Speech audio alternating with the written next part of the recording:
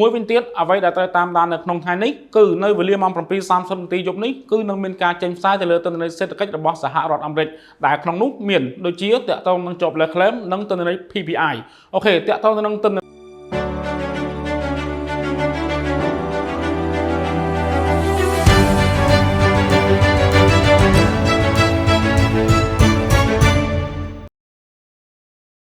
បាទជំរាបសួរបងប្អូនទាំងអស់គ្នាជួបគ្នាជាថ្មីជាមួយខ្ញុំកុនណាន់នៅក្នុងកម្មវិធីវិភាគព័ត៌មានប្រចាំថ្ងៃរបស់ក្រុមហ៊ុន GFG Investment នៅថ្ងៃទី 12 មិថុនា 2025 នេះខ្ញុំនឹងធ្វើការអាប់ដេតក៏ដូចជាលើកឡើងពីព័ត៌មានផ្សេងៗដែលតាក់ទងទៅនឹងបម្រែបម្រួលនៃតម្លៃទីផ្សារបាទយើងបន្តចាប់អារម្មណ៍មើលទៅលើតម្លៃហាងឆេងនេះដែលការពីម្សិលមិញគឺវាមានការហក់ឡើងភ្លាមតែម្ដងបន្ទាប់ពីចេញទៅលើទិន្នន័យ CPI របស់សហរដ្ឋអាមេរិកនៅវេលាម៉ោង 7:30 នាទីបាទតាក់ទងទៅនឹងទិន្នន័យ CPI នេះផងដែរក៏បានចេញមកគឺនៅក្នុងកម្រិតមួយមានការធ្លាក់ចុះជាងការព្យាករណ៍ដែលបង្ហាញឲ្យឃើញពីការធ្លាក់ចុះនៃស្ថានភាពអតិផរណាហើយតាក់ទងនឹងការធ្លាក់ចុះនៃស្ថានភាពអតិផរណានេះហើយដែលត្រូវបានទីផ្សារគឺគេរំពឹងថាតាក់ទងទៅនឹងការសម្រេចទៅលើគោលនយោបាយរូបិយវត្ថុរបស់ធនាគារកណ្ដាលរបស់សហរដ្ឋអាមេរិកដែលយើងហៅថា Fed អាចនឹងមានការទម្លាក់ទៅលើអត្រាការប្រាក់ហើយបើបែបនោះមែនគឺតម្លៃលុយដុល្លារនឹងមានការចុះថោកដែលជាមូលហេតុមួយបានធ្វើឲ្យតម្លៃហាងឆេងមាសគឺវាមានការហក់ឡើងជាបន្តបន្ទាប់តែម្ដងដែលតម្លៃហាងឆេងមាសការពីម្សិលមិញនោះគឺវាមានការហក់ឡើងដែលកម្រិតទាបបំផុតរបស់វាគឺនៅក្នុងតម្លៃ $3,319 នៅក្នុងអោនហើយក៏បានបន្តឡើងរហូតដល់តម្លៃបច្ចុប្បន្ននៅក្នុងព្រឹកនេះតែម្ដងគឺរហូតដល់តម្លៃ $3,375 នៅក្នុងមួយអោនដែលស្មើនឹង$56ដែលវាបានប្រែប្រួលបើយើងគិតជាតម្លឹងគឺវាបានហក់ឡើងរហូតដល់តម្លៃ$4,066នៅក្នុងមួយតម្លឹងដែលវាបានងើបតាំងពីតម្លៃ$3,998ក្នុងមួយតម្លឹងអញ្ចឹងបើយើងគិតពីទំហំក្នុងការប្រែប្រួលក្នុងមួយតម្លឹងគឺរហូតដល់ទៅ$68បាទអញ្ចឹងយើងឃើញថាតាក់ទងទៅនឹង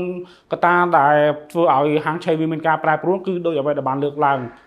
តាក់ទងនឹង CPI នេះតែម្ដងឥឡូវយើងមកបន្តតាមដានទៅលើទីផ្សារសម្រាប់ថ្ងៃនេះវិញម្ដងសម្រាប់ទីផ្សារមាសដែលយើងមើលឃើញថាតម្លៃក្នុងពេលបច្ចុប្បន្នគឺនៅក្នុងតម្លៃ$3,375នៅក្នុងមួយអោនអញ្ចឹងសម្រាប់ទីផ្សារមាសគឺត្រូវបានអ្នកព្យាករគឺគេមើលឃើញថាអាចនឹងមានឱកាសបន្តហក់ឡើងទៀតបាទដោយសារតែកត្តាមួយចំនួនដែលនៅក្នុងនោះមានដូចជាតាក់ទងនឹងពេលវេលាថ្មីនេះគឺមានការលើកឡើងអំពីការឡើងកម្ដៅនេះគឺដោយសារតែតាក់ទងនឹងប្រទេសអ៊ីស្រាអែលគឺកំពុងតែមានផែនការនៅក្នុងការវាយប្រហារទៅលើប្រទេសអ៊ីរ៉ង់ជុំវិញតាក់ទងទៅនឹងរោងចក្រចម្រាញ់សារធាតុអ៊ុយរ៉ានីញ៉ុមរបស់ប្រទេសអ៊ីរ៉ង់ដើម្បីធ្វើការផលិតទៅលើតាក់ទងនឹងអាវុធនុយក្លេអ៊ែរអញ្ចឹងជុំវិញបញ្ហានេះហើយដែលបង្កដែលជាមូលហេតុមួយធ្វើឲ្យមានការភ័យព្រួយអញ្ចឹងវាផ្សារភ្ជាប់ជាមួយនឹងទីផ្សារដែលយើងធ្វើការវិនិយោគនេះគឺមាសគឺត្រូវបានគឺជ្រើសរើសយកជារបស់មានសុវត្ថិភាពម្ដងទៀតហើយនៅក្នុងពេលវេលានេះអញ្ចឹងហើយជាមូលហេតុដែលធ្វើឲ្យតម្លៃហាងឆេងមាសគឺអាចនឹងមានឱកាសមានការហក់ឡើងជាបន្តទៀតមួយវិញទៀតអ្វីដែលត្រូវតាមដាននៅក្នុងថ្ងៃនេះគឺនៅវេលាម៉ោង 7:30 នាទីយប់នេះគឺនឹងមានការចេញផ្សាយទៅលើទិន្នន័យសេដ្ឋកិច្ចរបស់សហរដ្ឋអាមេរិក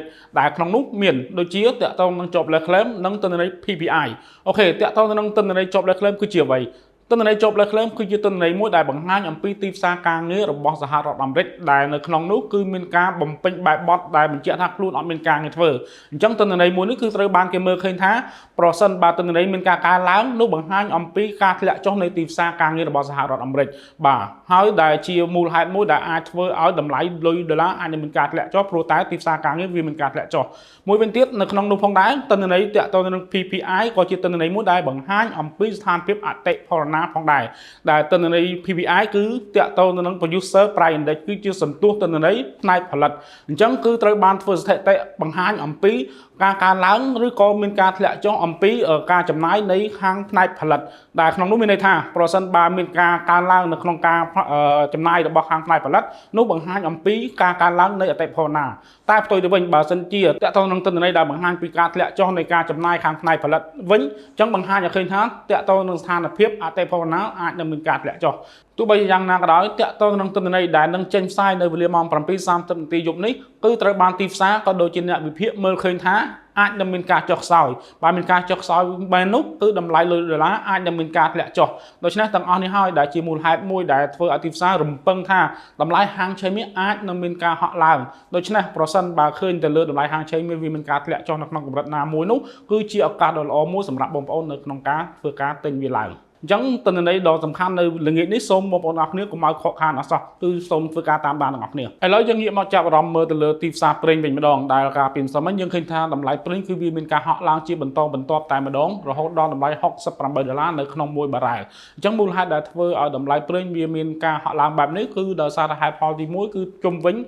កិច្ចព្រមព្រៀងក៏ដូចជាលទ្ធផលល្អនៃកិច្ចប្រជុំរបស់សហរដ្ឋអាមេរិកនិងប្រទេសចិនដែលបង្ហាញឲ្យឃើញពីកំណើននៃសេដ្ឋកិច្ចដែលបញ្ជាក់អំពីតម្រូវការប្រេងឡើងវិញទី2គឺតាក់ទងនឹងភូមិសាស្ត្រនយោបាយដោយបានជម្រាបជូននៅខាងលើដោយសារតែនៅខាងតំបន់មជ្ឈមបូព៌ាគឺជាតំបន់មួយដ៏ធំនៅក្នុងការផ្គត់ផ្គង់ប្រេងទៅលើពិភពលោកអញ្ចឹងកាលណាដែលមានបញ្ហាមានការបន្ទុះសង្គ្រាមណាមួយគឺអាចនឹងបង្កការរំខាននៅក្នុងការផលិតប្រេងដើម្បីផ្គត់ផ្គង់លើទីផ្សារពិភពលោកដូច្នេះចំណុចទាំងអស់នេះហើយដែលជាចំណុចមួយដែលអាចធ្វើឲ្យតម្លៃហាងចេញប្រេងអាចនឹងមានឱកាសនៅក្នុងការបន្តហក់ឡើងដូច្នេះជុំវិញបញ្ហាសង្គ្រាមសូមបងប្អូនធ្វើការតាមដានទាំងអស់គ្នាថាតើវាអាចនឹងវិវត្តទៅជាបែបណាបាទសម្រាប់ព័ត៌មាននៅក្នុងថ្ងៃនេះមានតែប៉ុណ្ណឹងអរគុណបងប្អូនអតិថិជនដែលបានតាមដានវីដេអូមួយនេះតាំងពីដើមរហូតដល់ចប់បាទសម្រាប់ព័ត៌មានបន្ថែមក៏ដូចជាចំណេះដឹងទូទៅនៅក្នុងការវិនិយោគទៅលើទីផ្សារមួយនេះសូមកុំភ្លេចចំណាយពេល5នាទីជួបជាមួយនឹងខ្ញុំគុណណាន់បាទសូមអរគុណសូមជម្រាបលា